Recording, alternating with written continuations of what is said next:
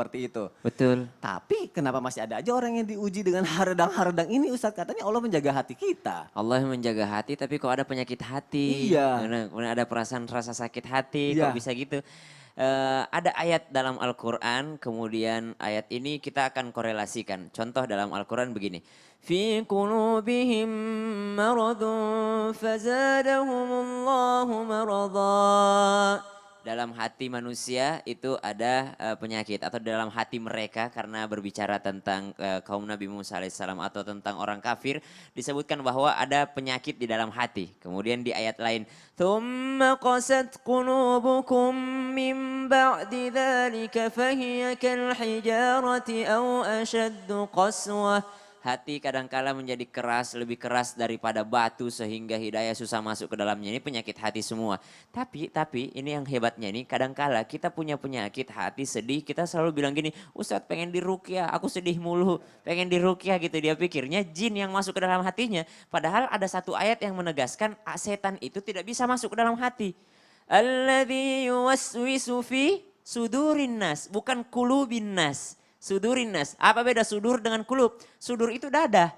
Kulub itu hati. Sudur itu hanyalah bagian pekarangan luar dari rumah. Tapi kulub itu bagian dalam rumah tersebut. Kadangkala setan bisa masuk ke dalam hati. Kapan? Kalau Anda bukakan pintunya.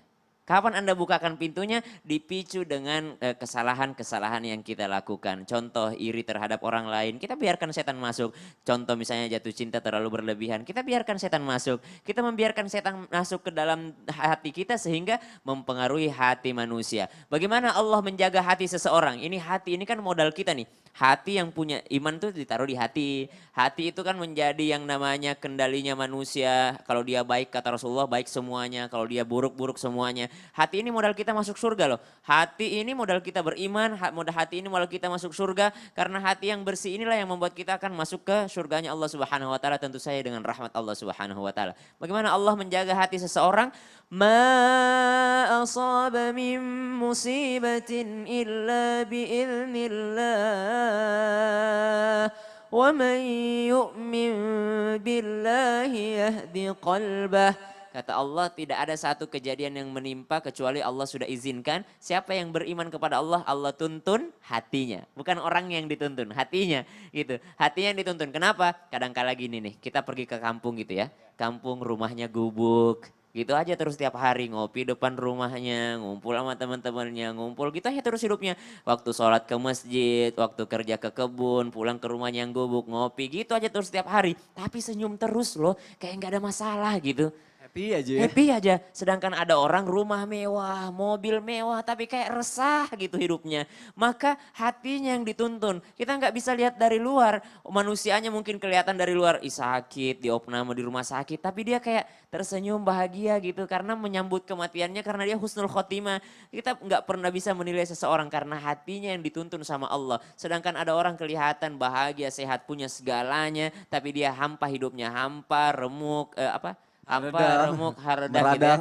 Ya, meradang gitu. Mereka terasa haredang gitu dalam dirinya karena Allah tidak tuntun hatinya. Bagaimana caranya supaya Allah tuntun hati kita? Selalu percaya bahwa musibah itu atau kejadian yang terjadi sudah ditakdirkan sama Allah dan selalu beriman akan ketetapan Allah Subhanahu wa taala. Itu intinya sebenarnya. Beriman dan yakin dengan ketetapan Allah Subhanahu wa taala maka akan dituntun hatinya gitu. Masya Allah, beriman dan yakin akan ketetapan pada Allah Subhanahu Wa Taala. Masya Allah. Semoga Allah menuntun hati kita sehingga kita tidak mengalami haredang-haredang lagi ya. Insya Allah lancar semuanya, berkah semuanya. Amin ya robbal alamin.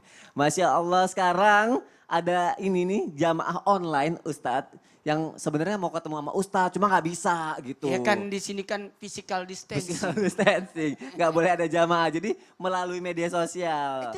Itu udah ada, oh Masya Allah.